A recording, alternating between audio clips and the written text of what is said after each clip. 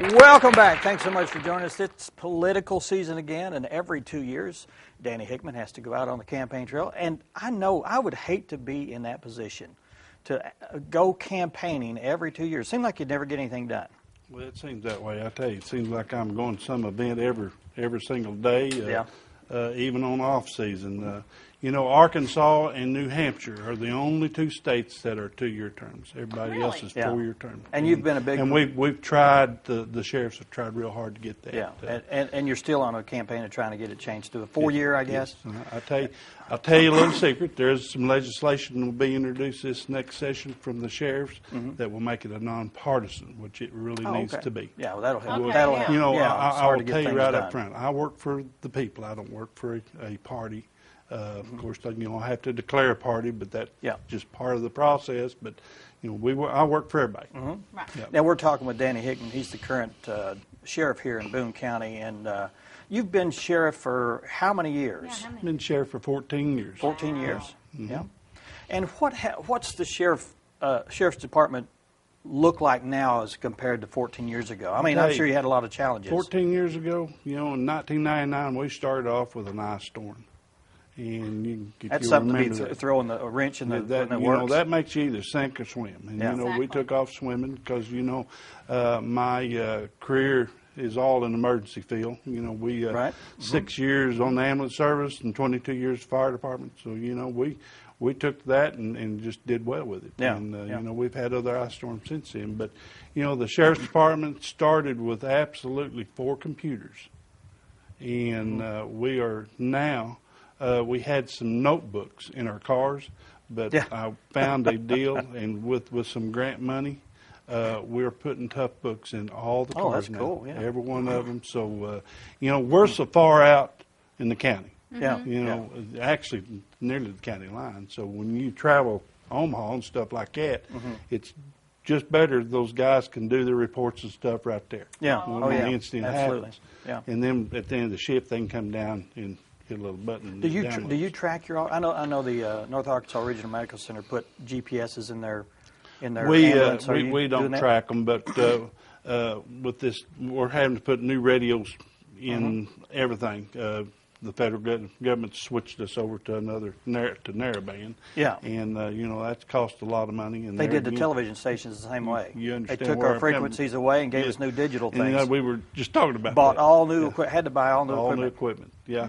But, you know, all that is changed. Everything's changed. But, you know, we've gone from 22 employees. Actually, we've gone, from 35 employees, 22 deputies, to 57 employees now. And, folks, I want to tell you, I'm proud of every one of our employees. Over half of them's been there from 5 to 25 years. So, you know, law enforcement is a major area where there is turnover. Yeah. And it's just that way. And, you know, you can. It's the nature of it's the nature of the business. I'm going to tell you something. When you do shift work, and you've been on ambulance, and when you do shift work and you're working nights and you're working holidays and stuff, if you get a chance to go to a day shift, you bet go. Absolutely. You know, I worked 22 years at the fire department, and I was just talking to my wife the other night. Out of those 22 years, I think I got 5 Christmases that I got to be at home. Yeah. It's just part of part of the job. Yeah. You know. So you come into this obviously with 14 years of experience. Yes. So people should know that that's a comfort. I mean, you know what I'm saying, because you are experienced. Yes, ma'am. I am experienced, and not only that, I am a second-generation sheriff, and I'm damn proud of it. Okay. Sure am. It's in your blood. It's in my blood. You know, I'm proud that I was raised up at the jail. The old jail, you know, back in the 60s. Which side of the bars? Yeah, which side of the bars? Well, I know they wouldn't put me on the inside most of the time. But no, that's and followed my father's footsteps. Yeah. I think that's awesome. Yeah. You know, I think young person should follow their dreams. It's very important. You know, we've had lots of kids that wanted to be firemen and policemen and even presidents. You know, if you ever start talking down about that, you know, that's not good for a kid to hear that stuff. Well, I want you to touch on if someone is on the fence about who to vote for, how can you sway them to... Good question. You know, like I said, I have 14 years experience, worked with all agencies. You know, we hear a lot about the Constitution. You know, that's a very important thing. You know, you better abide by the Constitution. In my 14 years, we've done a lot of things to the department. You know, we've lots of training with my guys. I train with them. You know, I will tell you, I'm not a certified law enforcement officer. The sheriff doesn't have to be. But, you know, I've talked to a lot of sheriffs when I took office. Do I need to do the academy? No, you need to do these other classes. And I've had training in law enforcement administration. I got chosen to go to Asheville, North Carolina to a called a REMI class, and it's a class for only, you have to be invited, only for sheriffs and police chiefs. And it's a class on leadership, on how to deal with administration in law enforcement. And I've had 3 of those classes. And that's what your position does. That's what our position, you know. And yes, I go out and answer calls. I work with my guys hand in hand, especially on the big cases and stuff.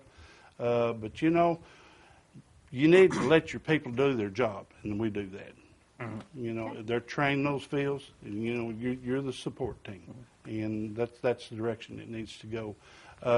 You know, we try to save money. You know, we've talked before about the garden. You know, we've moved down to jail.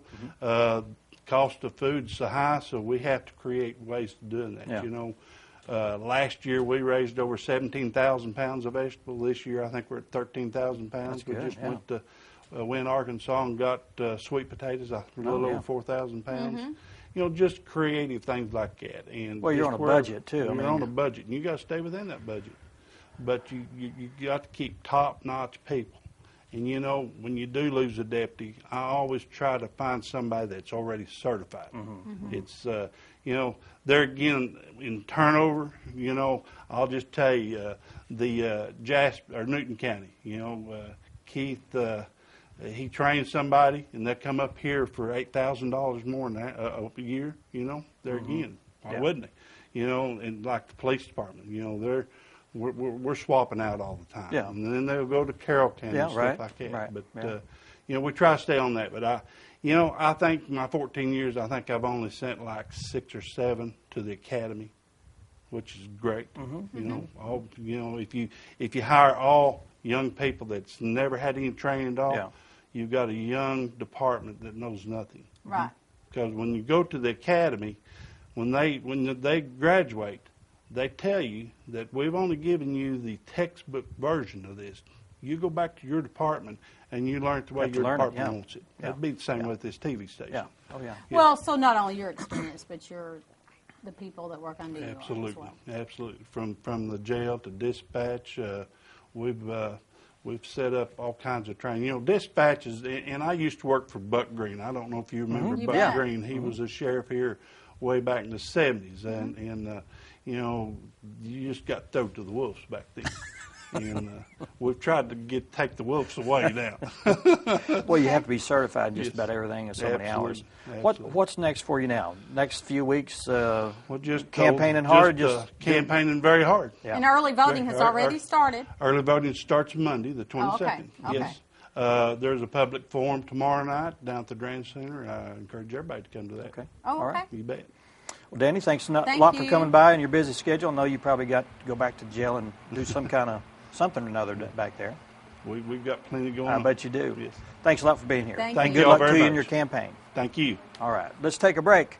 And we're going to switch gears and talk about a benefit that's coming up in Lakeshore District up there in Diamond City. And we'll be talking with Billy Mounts and Rose Middleton. Stay with us.